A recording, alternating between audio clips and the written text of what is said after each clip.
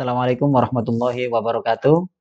Sahabat IAS Media dan segenap pemirsa dimanapun Anda berada, senang sekali dalam suasana yang indah ini saya bisa menyapa Anda sekalian dalam suasana yang sangat bahagia tentunya.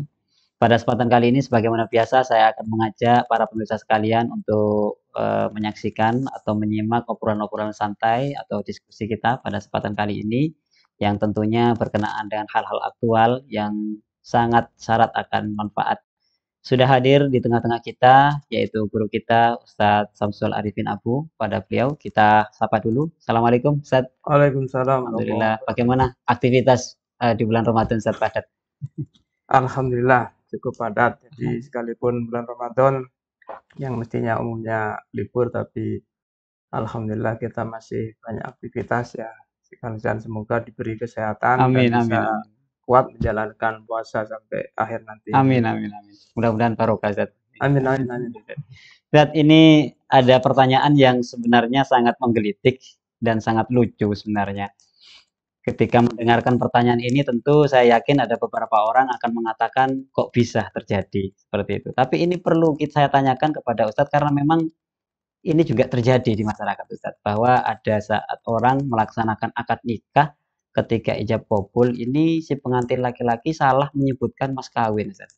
Misal mas kawinnya yang sudah sepakati 1 juta misalkan. Ketika akad ijab kabul salah menyebutkan, dia menyebutkan 1.100.000 misalkan atau 1.500.000 misalkan. Ini sebenarnya dalam pandangan hukum Islam maupun fikih bagaimana Ustaz? Baiklah, jadi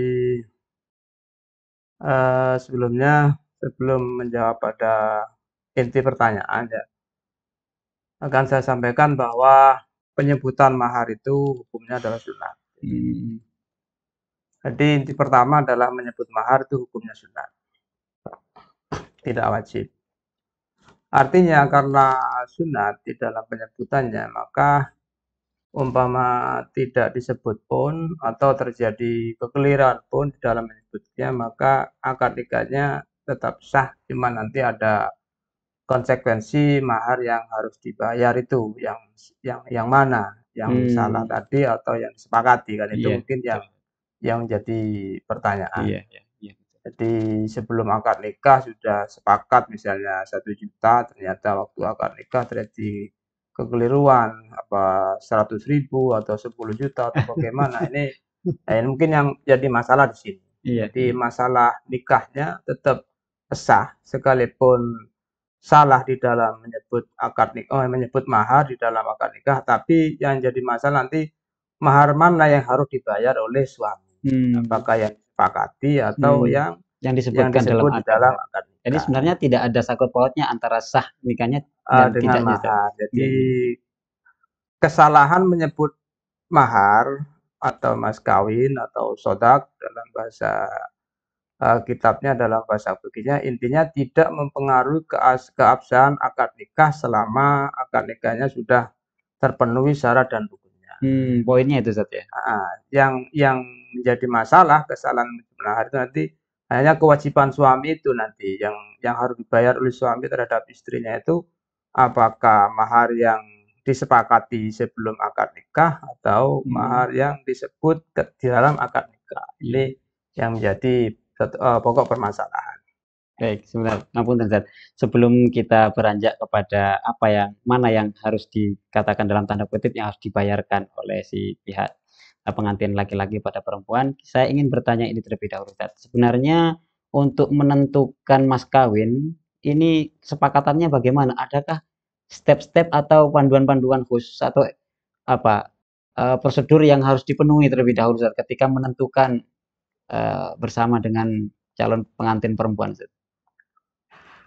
Ya, baik. Jadi sebenarnya untuk menentukan mas kawin itu tidak ada. Jadi cuman kalau yang sunnah itu mengikuti yang dilakukan oleh Kanjeng Nabi ketika menikahkan putri-putrinya. Bahkan kan ada hadis bahwa wanita yang paling baik adalah yang paling aisar maharnya, aisar muhurun. Maksudnya yang gimana? Yang paling murah atau mudah dari mas kawinnya adalah wanita yang dianggap paling baik. Mungkin itu seperti itu. Maka kan pernah Kanjeng Nabi memberi apa namanya, mengatakan apa namanya, memberi mas kawin sekalipun cincin dari besi itu kan tidak masalah. Yang Iya. penting di situ dikatakan sebagai mal ya, bahasa Pokenya. Yang penting punya nilai nilai harta, dinamakan harta, sekalipun murah sekecil apapun. Mm-mm. Jadi tetap sah, tidak ada ketentuan harus berapa. Mm-mm. Akan tetapi ketika nanti bicara apa namanya, bicara ketika terjadi kesalahan di dalam penyebutan akad nikah atau nikahnya maharnya tidak sah, misalnya maharnya berasal dari sesuatu yang tidak halal secara fikih, maka nanti ini kemudian akan kembali pada misil atau wanita yang seperti itu biasanya pada umumnya di tempat itu maharnya seperti apa atau berapa kampanye. Maka nanti ketentuannya di sini kampanye mengikuti uruf atau Biasanya berlaku misil Ustaz, ya. misil itu tadi ukurannya adalah keluarga. Jadi bukan penduduk tapi keluarga. Jadi keluarganya orang ini biasanya maharnya berapa. Itu yang jadi acuannya. Jadi bukan urufnya, bukan sekedar uruf di desa itu, di tempat itu, tapi keluarga.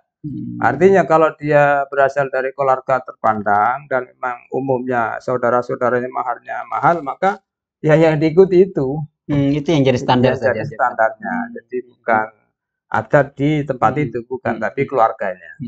Itu ketika tidak ada penentuan atau ketika terjadi kesalahan apa namanya ketika terjadi mahar tidak sah ya.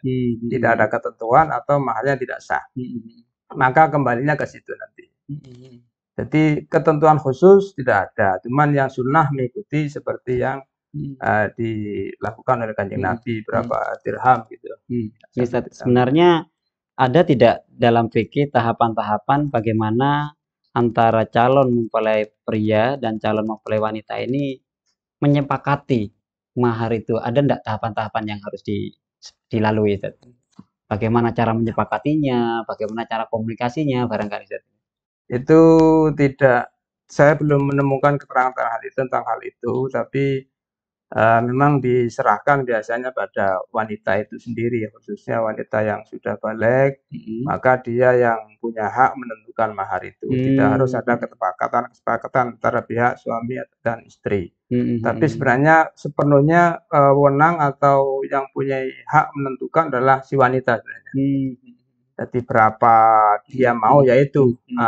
Akan tetapi ini kan perlu ketika mau disampaikan pada suami kan butuh kesepakatan kadang, perlu ditawarkan. Jadi kenapa sepenuhnya diberikan pada hak wanita? Karena memang uang ini murni kembali pada wanita itu, pada calon istri kampanye, bukan pada orang walinya, bukan pada orang tuanya. Jadi yang punya hak untuk menentukan banyak istri. Mengenai kesepakatan itu kan gimana kalau suami sepakat atau tidak, itu kan urusan dengan suaminya. Teknisnya saja. Bagaimana itu nanti terserah. Bagaimana menyampaikannya ya. Ini yang tadi, kembali yang tadi, bahwa panjenengan sudah menjelaskan bahwa yang baik itu memang mahar itu yang mudah, yang gampang, dan yang murah, Ustaz. Ya. Nah, ketika misal ini tidak terjadi kesepakatan dan dari pihak mempelai wanita ini, mohon maaf dan tanda kutip, mintanya mahal, Ustaz. Bagaimana fikih menyikapi yang seperti ini, Ustaz? Mintanya mahal ya. Iya. Jadi ini sudah terjadi di akad nikah atau di misalnya ya. Jadi yang dimaksudkan minta mahal ini sebelum akad nikah atau memang sudah sebelumnya? Ya kalau memang mintanya sebelum kan berarti terserah suami. Kalau memang mau menerima, mau dia teruskan berarti kan jadi. Kalau dia mau misalnya menolak dan pihak suami, pihak istri juga tidak mau, berarti kan gagal. Yang menjadi permasalahan itu kalau sudah ada di akad nikah. Jadi misalnya ya, baik itu terjadi kesepakatan atau tidak sebelumnya, misalnya ya sudah terjadi angkah tuka, wazawwastuka mahtubataka binti misalnya dan terusnya, bimahri sekian ya. Kemudian menurut suami misalnya terlalu tinggi, tapi di sini ternyata kabul ya. Iya. Ternyata kabul nikah, kabul itu nikah ya. Sekalipun dia tidak menyampaikan bil mahil madkur misalnya. Iya. Jadi qabul nikahnya saja, maharnya tidak dikabul misalnya. Ini tetap sah. Dan maharnya sesuai dengan yang disebutkan tadi itu, yang disebutkan. Sekalipun dia tidak kabul nikah. Karena sama dikiaskan di dalam bab itu katanya oleh ulama bahwa iwat itu cukup disebutkan dari satu pihak.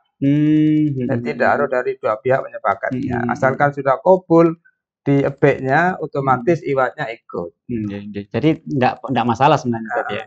Jadi makanya begitu juga dalam akad nikah ini. Kalau sudah kabul nikah, sekalipun dia tidak kabul maharnya tadi karena menurutnya terlalu mahal, tetap yang terjadi atau yang wajib dibayar oleh suami adalah mahar yang telah disebutkan di dalam akad nikah tadi itu. Untuk yang tadi Zat, yang salah menyebutkan mahar itu, yang jadi yang mana Zat?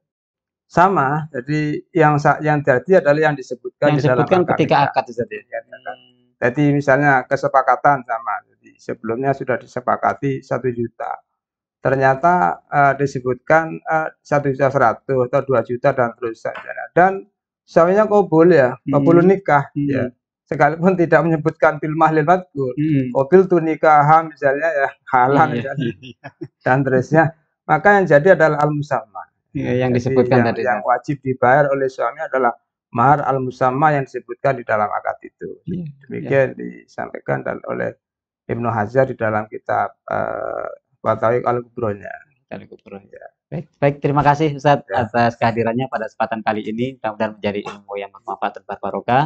Baik, pemirsa, itu tadi perbincangan saya dengan Ustaz Samsul Arifin Abu berkenaan dengan salah menyebutkan mas kawin atau mahar ketika akad nikah. Mudah-mudahan menjadi ilmu yang bermanfaat dan berbarokah untuk kita semua. Jangan lupa saksikan terus dan like, subscribe, dan share video-video menarik dari kami. Mudah-mudahan ini menjadi amal jariah kita bersama. Dari kami, kurang lebihnya mohon maaf. Assalamualaikum warahmatullahi wabarakatuh. Salam.